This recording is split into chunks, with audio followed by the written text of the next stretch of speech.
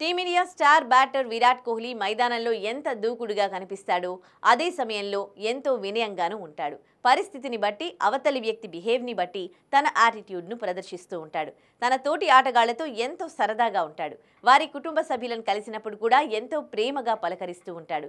తాజాగా అతడు final match విజయం తర్వాత ఒక ఆమె కాళ్లు పట్టుకొని మొక్కాడు. ఫైనల్ మ్యాచ్ ముగిశాక భారత జట్టంతా విజయోత్సాహంలో మునిగిపోయారు. అప్పుడే మైదానంలో సీనియర్ ఆటగాడు మహమ్మద్ షమి తల్లి మైదానంలోకి వచ్చారు. వెంటనే కోహ్లీ ఆమె దగ్గరికి వెళ్లి కాసేపు ముచ్చటించాడు.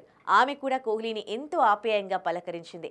అప్పుడే విరాట్ ఆమె పాదాలను తాకి ఆశీర్వాదం తీసుకున్నాడు. ఈ హార్ట్ టచింగ్ మూమెంట్ అక్కడి వాళ్ల మనసులను తాకింది. పెద్దవారికి కోహ్లీ ఇచ్చే గౌరవం చూసి ఫ్యాన్స్ మరోసారి అతడిపై ప్రశంసలు కురిపిస్తున్నారు.